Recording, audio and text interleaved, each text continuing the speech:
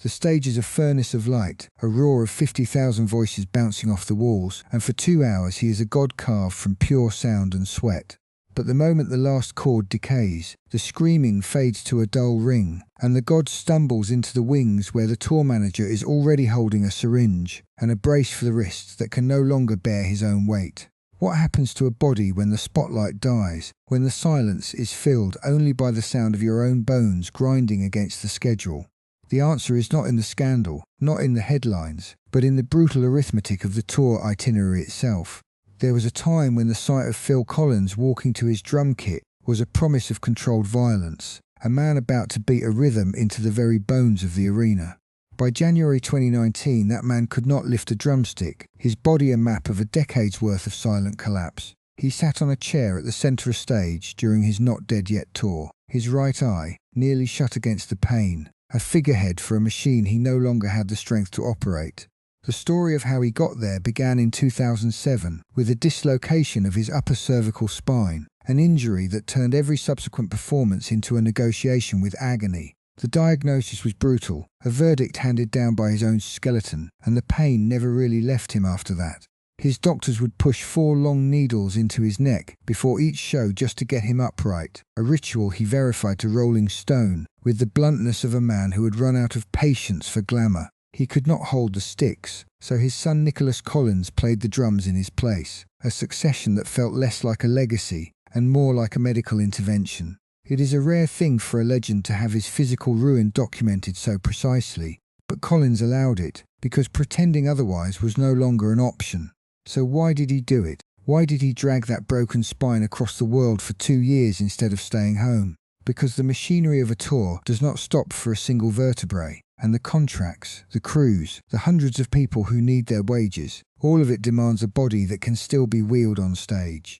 There is also the quieter weight, the fear of disappointing the fans who paid for a memory, and the ego that whispers a cancelled show is a personal failure written in the dark. The economics of it are simple. A musician at his level carries an entire industry on his back, and the only currency he can spend is his own physical ruin. The arithmetic of a tour is merciless, but the calculus of a human spine is even more so, and the difference between them is a man sitting in a chair, unable to move his own hand. He announced his retirement in 2022, not with a triumphant roar but with the quiet admission that the body has a final veto. If the bones of the backbone can shatter so completely, then what happens to the voice, the one weapon that cannot be replaced? That is a question for a different legend, one whose throat held a sound the world had never heard, and we will have to turn to him next. By 1984, Queen were no longer just a band. They were a global apparatus of sound, and Freddie Mercury stood at its very centre, a frontman whose voice seemed to defy the limits of the human throat. That year, they launched the Works Tour, a relentless 50-show campaign across 6 months, a schedule that would test the mettle of even the most hardened vocal cords. Behind the scenes, Mercury was diagnosed with vocal nodules, the result of singing 6 nights a week in smoke-filled arenas, yet he refused the surgery that might have saved his voice. He feared the scalpel more than the damage, choosing to push forward while those around him watched the erosion begin.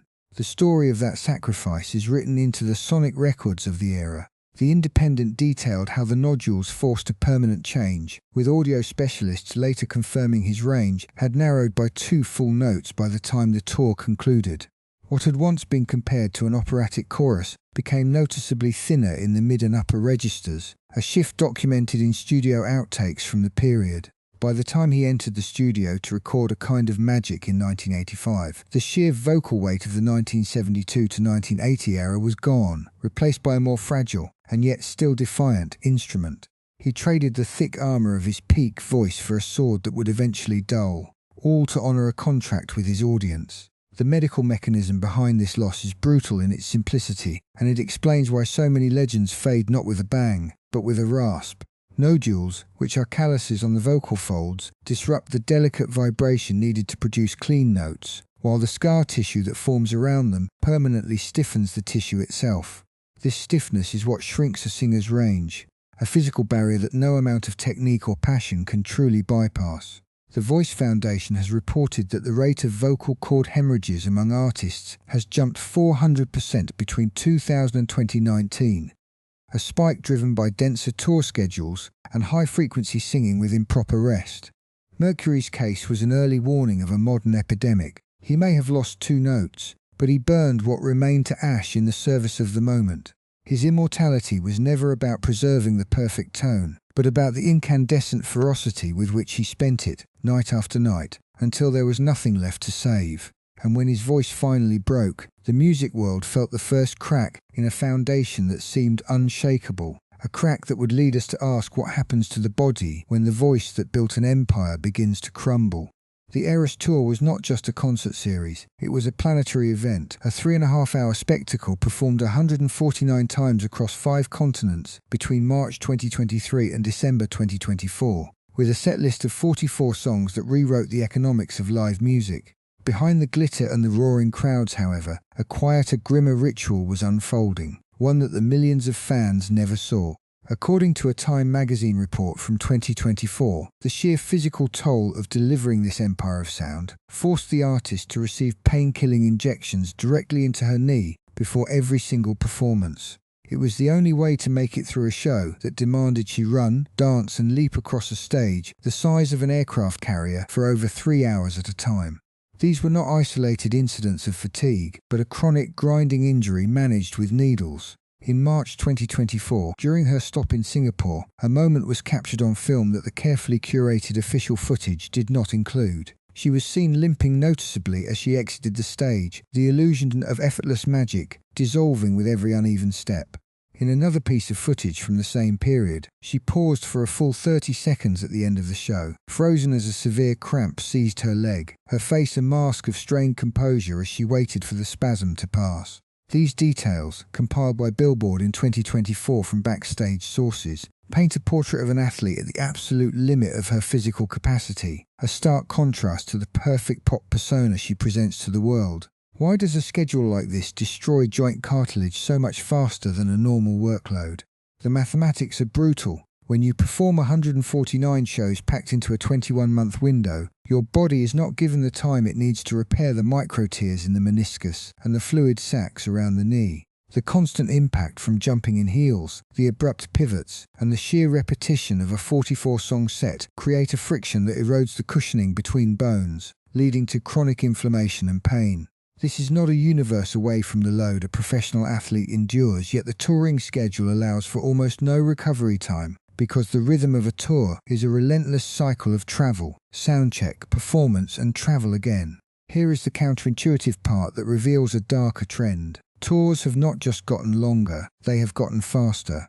Taylor Swift performed a staggering 100 shows in just 20 months, a level of intensity that dwarfs previous generations. When the Rolling Stones were the biggest band on Earth in 1972, they played 60 shows over a 13-month period, a schedule that was then considered grueling and nearly broke them. That data from Polestar in 2024 shows the modern industry is extracting physical output at a rate roughly 2.5 times higher than the rock excess of the 1970s.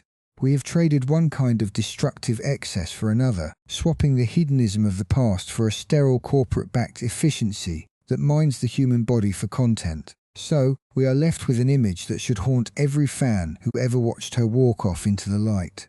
The limping figure disappearing into the wings, shaking off the pain of a knee that has been chemically silenced, is the true picture of the modern superstar. It is a complete contradiction of the light and joy she projects on stage, and it asks a terrifying question about what we are applauding. The year is 2019, and James Hetfield, the frontman of Metallica, is supposed to be on the most grueling tour of his life. But just before the South American leg, a brutal accident in rehearsals leaves him with a shattered left hand and multiple broken fingers. A lesser artist might have cancelled, but Hetfield, the very picture of metal's unbreakable will, made a decision that would cost a fortune. Metallica poured $1 million into building a rotating robotic stage, a mechanical marvel engineered so he could play guitar with just his right hand. The guitar itself was rigged with springs to lift the neck, allowing him to strike chords without using his damaged left hand at all. For 20 shows across South America, Hetfield stood on this spinning platform as it carried him through the set, his body a testament to sheer, stubborn autonomy. He described the pain as something that defied description, yet he refused to pull the plug on a single concert. His reasoning wasn't about ego, but responsibility. He knew that cancelling would mean a 300-person crew would be out of work. This is the story of a man who treated his own broken body as just another logistical problem to be solved with cash and engineering, a case study in the terrifying pressure artists put on themselves. He chose to confront the agony on a rotating stage, rather than admit defeat to the 300 people whose livelihoods depended on his performance. This raises a haunting question about the economics of the industry. Why would a man shred his own body for a few more shows? The answer lies in a cold contractual reality. According to a 2022 survey by the Musicians' Union in the UK, a third of performing artists state they have no contractual right to refuse to perform when injured. The system is rigged, as insurance companies refuse to pay out if an artist cancels for personal reasons, leaving the performer to shoulder a staggering 85% of the costs. In this landscape, the artist is not a human being but a product. A broken hand is not a medical emergency but a financial liability. Hetfield's $1 million contraption was a brilliant workaround, a way to outsmart the broken system, but it did nothing to shield him from the physical toll. The metal man who conquered the stage with a robot still had to feel every jolt and every nerve ending firing in his shattered hand. He finished those 20 shows, a titan of industry, but the image of him being twirled around by machinery to save his performance is both awe-inspiring and deeply disturbing. $1 million for technology, but no amount of money can ever engineer a replacement for the pain that lived inside the man himself. There was a promise in the title, a wink hidden inside the name. Farewell Yellow Brick Road, 300 shows, 5 years, a victory lap that began in 2018 when he was 71 and only ended in 2024 when he was 77. For most men, that age brings retirement and quiet mornings, but Elton John was preparing to spend half a decade saying goodbye to stadiums full of people who refused to let him leave. The body, however, does not read the set list. In January of 2020, on the night before a show in Auckland, New Zealand, Elton John was struck with acute appendicitis, a searing pain that doubled him over in his hotel room and sent him to the operating table. He postponed the concert for 24 hours, underwent emergency surgery, and then did something that seems almost inhuman. He was back on stage 2 days later, pumping his legs and pounding the piano with heavy painkillers running through his bloodstream. Here is the image that should stop you cold. A 72-year-old man, fresh from having a piece of his intestine carved out, sitting at a grand piano in front of 20,000 people, smiling through the haze of morphine and adrenaline. When he returned to the stage, he leaned into the microphone and told the crowd what the doctors had said. They told him he needed 8 weeks of rest. He asked if 8 days would do instead. The audience roared and he played on. This was the only show postponed in the entire 300-date run, a tour that stretched across 6 years and became the longest in music history. That is not a celebration. That is a stress test on a human being who had already given 50 years of his body to the road. Think about what it means to play 300 shows with one surgery in the middle. Think about the quiet math of that pain. The Guardian reported in 2020 that he barely paused, but the pauses he did allow himself were measured in hours, not weeks, and the man who returned to the stage was never quite the same. Why do artists in their 60s and 70s keep pushing into this fire? McMaster University in Canada ran the numbers in 2022 and found that medical emergencies on stage for performers over 60, collapses, broken bones, heart attacks, rose 250% between 2000 and 2020. The cause is not age alone. It is the rise of the Legacy Tour, the Farewell Tour, the One Last Chance Tour, because record labels and promoters know the window is closing, and they want to cash in on the myth while it still breathes. A farewell tour that lasts 6 years is not a goodbye. It is a slow crucifixion, stage by stage, city by city, and Elton John accepted it willingly because the alternative down was worse than the pain. He turned a medical crisis into a punchline and the show into a monument to his own refusal to stop. The farewell was never really about leaving. It was about proving he could still endure, even when his body was screaming otherwise. The tour carried a name that sounded like a plea rather than a promise. Nothing But Love Tour, 204 dates stretching from Europe through Asia to Australia, announced as a kind of return to glory.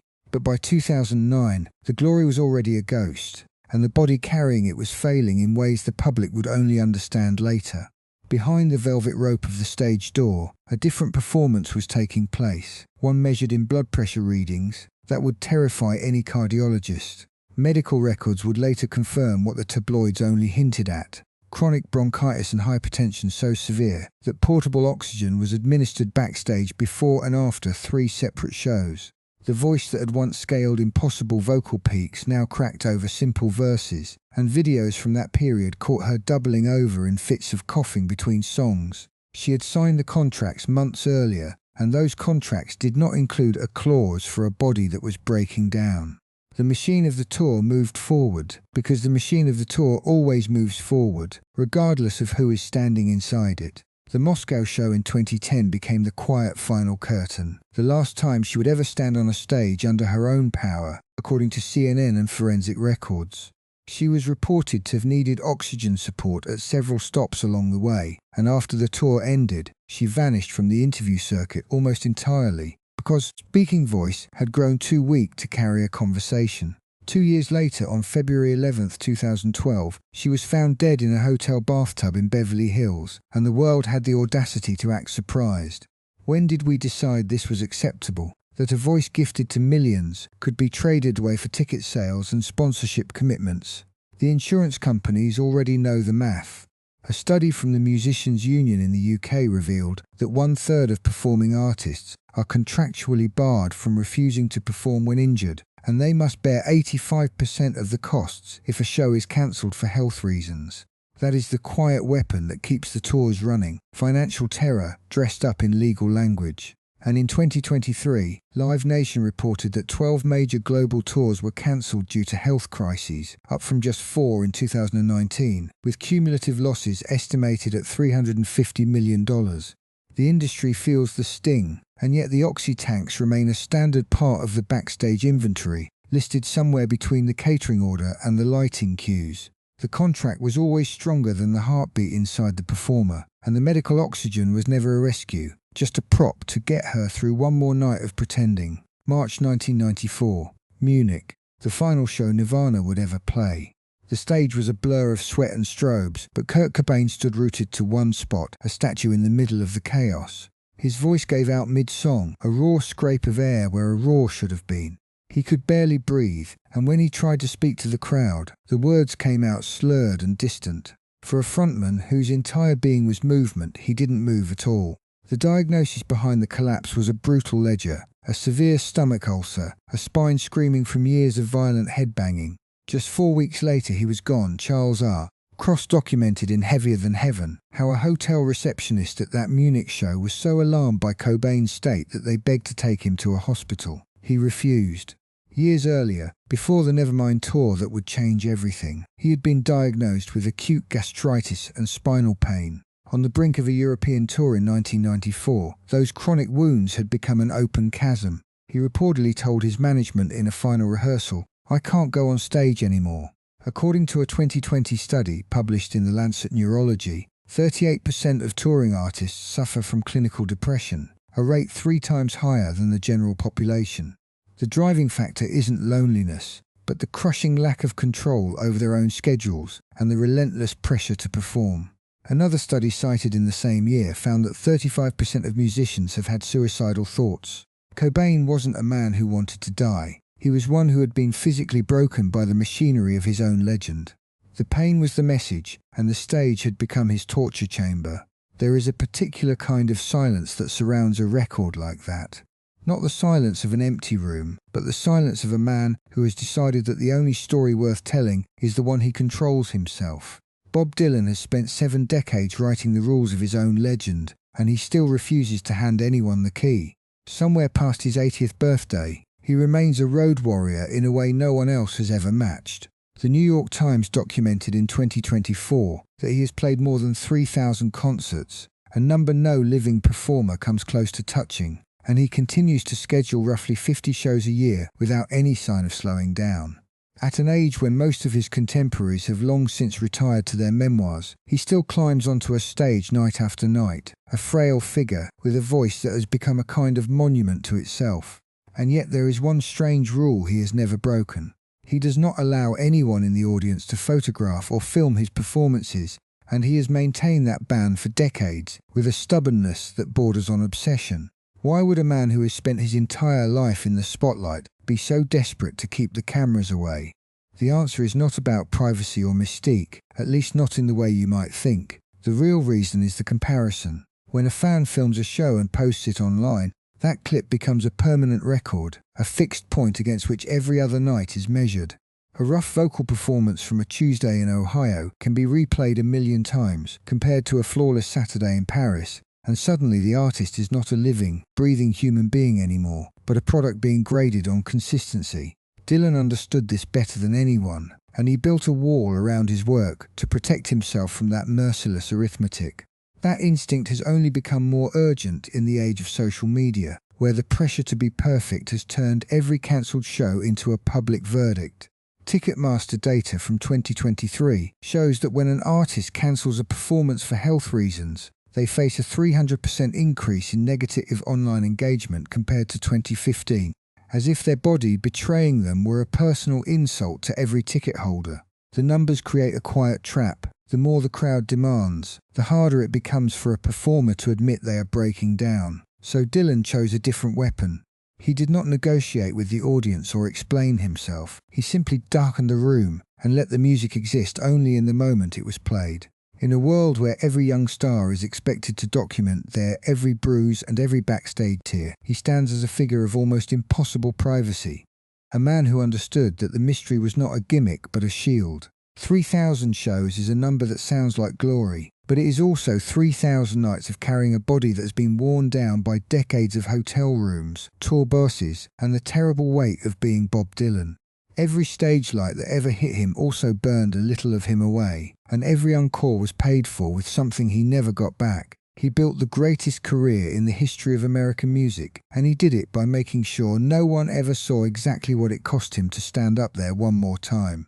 When Oasis announced their reunion for 2025, the news broke the internet, but behind the bravado and the snarl, Liam Gallagher was fighting a quiet, desperate battle with his own body. For 2 decades, the frontman had treated touring like a necessary evil, a reputation he wore with defiant pride, yet the physical cost of those years had settled into his bones.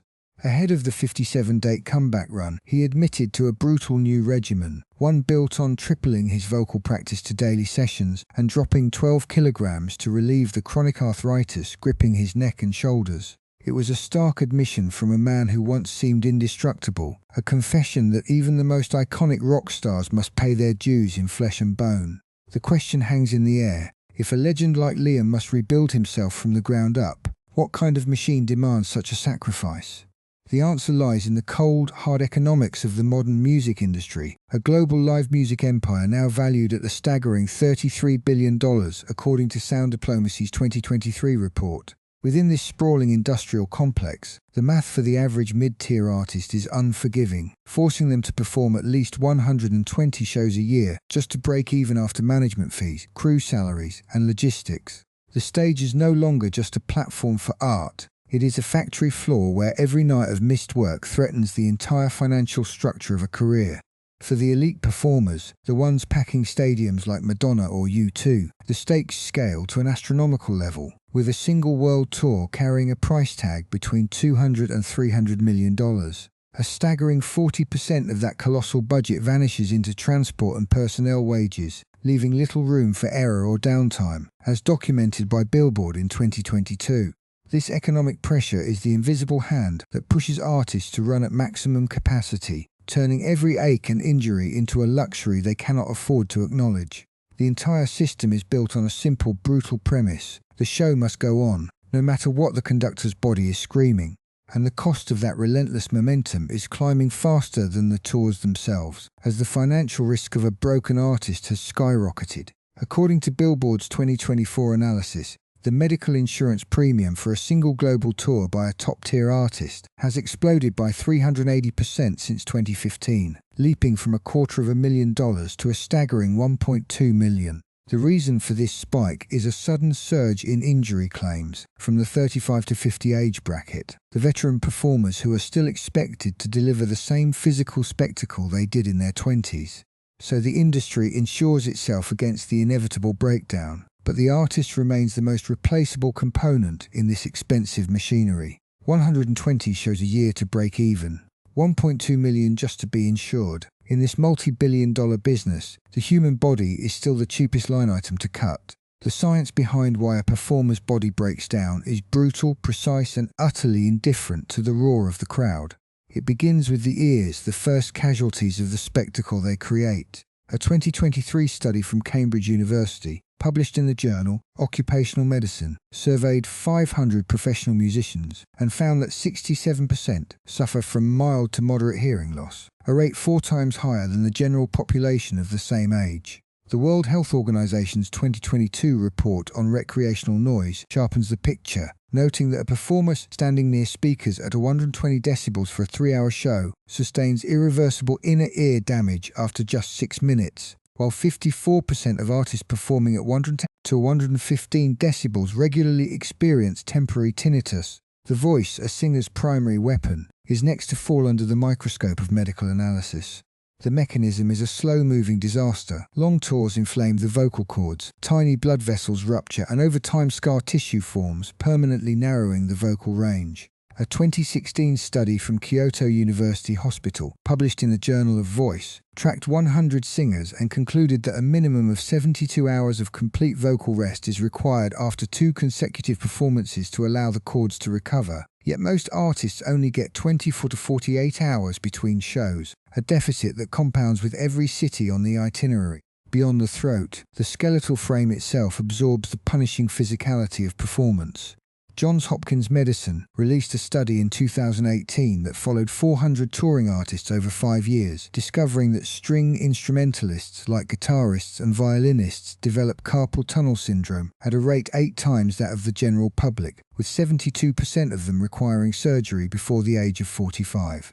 A lesser-known fact from the German Federal Institute for Occupational Safety and Health in 2017 confirms that touring artist ranks as the second highest profession for musculoskeletal disorders, trailing only professional basketball players. Yet this industry remains largely unregulated by occupational health and safety laws in most countries. The nervous system and sleep architecture do not escape the devastation either. The American Academy of Sleep Medicine reported in 2022 that touring artists average just 5.2 hours of sleep per night during a tour, a full 2 hours below the recommended baseline, and 23% of them are diagnosed with chronic sleep disorders after just 2 years of continuous road work.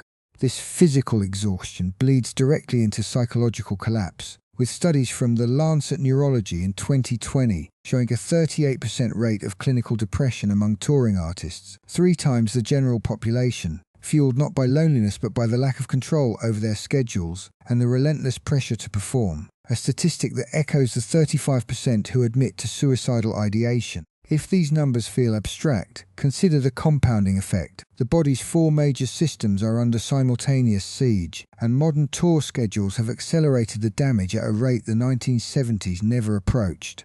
The data from current industry comparisons shows the intensity has more than doubled, turning every 3-hour spectacle into a quiet transaction where the artist pays with their own tissue, 1 show at a time. The pain these artists carry is not some unavoidable price of fame, and the silence around it has gone on long enough. For singers and musicians, the first line of defense begins with a proper vocal warm-up of 30 gentle minutes, while keeping cold drinks and alcohol away before showtime. A simple saliva cortisol test at the hotel can reveal stress levels, flagging danger when the number climbs 2.5 times above the normal resting rate of 25 nanomoles per litre. The body needs at least 18 full hours of rest between performances and a complete 72 hours of vocal silence after 3 consecutive nights on stage, a standard drawn from the 2016 Kyoto University Hospital study. Adding 2 daily sessions of diaphragmatic breathing and a laryngoscopy every 6 months during heavy touring can catch damage before it becomes permanent, with public ENT clinics offering affordable options in many countries. For promoters, the blueprint demands a confidential medical file for the artist, accessible only to the tour doctor and 1 senior manager. Their unwritten rule should be a hard cap of 4 consecutive shows, followed by 2 full days without long-distance travel, a protocol echoed by the Live Nation Tour medical team in 2023. Older performers or those with cardiac histories should see their sets limited to 2 hours, and every venue holding more than 10,000 people must have an emergency response team on standby. Ensuring show cancellations for medical reasons with a dedicated clause removes the financial terror that forced Whitney Houston back on stage in 2010, a nightmare no artist should have to repeat. Fans hold a quieter power, watching for a hoarse voice that fades in and out, a symptom often buried under 30–40% of the mix but audible in the struggle of high notes. A performer who moves 30% less than in earlier shows is likely nursing a joint or spinal injury, a pattern visible in Prince in 2011 and Adele in 2017. When an artist pushes through 6 or 7 shows a week, the American Academy of Sleep Medicine research from 2022 warns of dangerous sleep deprivation, so the audience must stop shaming cancellations online. The Ticketmaster data from 2023 showed that social media backlash makes artists 300% more reluctant to pull out, a pressure that only deepens their long-term damage. Managers carry the final responsibility, scheduling 8 absolute weeks of silence after a tour closes, a minimum standard confirmed by Harvard Medical School in 2017. Within a month of the final bow, a full battery of tests should cover audiology, laryngoscopy, and an MRI of the cervical and lumbar spine. Booking a specialist in performing artist physical therapy, a field with only about 850 experts worldwide according to the American Physical Therapy Association in 2024, requires at least 3 months of advanced planning. If the artist shows signs of depression, a condition affecting 38% of touring musicians, per the Lancet Neurology study of 2020, at least 12 therapy sessions should be scheduled across the first 6 months at home. What makes these protocols powerful is that they are not abstract theory but hard-won lessons pulled directly from medical journals, hospital records, and the bodies of legends who paid for them. The question is no longer whether change is needed, but whether the industry will finally listen to the screams that have been ignored for decades. When the lights cut out and the roar of the crowd fades to a memory, the truth of the stage is left behind in the quiet. We have seen the needles, the oxygen tanks, the casts, and the tears that are the invisible currency of a 3-hour spectacle. These artists are not invincible icons but fragile humans who carry their own breakdowns into the very performances that make us forget their pain. The price of a legacy is often measured in the silent damage that never makes it into the documentary reel, a burden borne so we can sing along. They push through fractured spines and failing voices not because they are superhuman, but because the show must go on, even when their bodies scream for it to stop. This is the true answer to the question of what happens when the lights go down. They brace themselves, in agony, to do it all again. So the next time you watch a hero walk off the stage, remember the quiet war they are fighting just to stand there. Should artists have the right to cancel a tour for their own health without fear of backlash, or is the contract with the audience absolute? Share your thoughts in the comments below.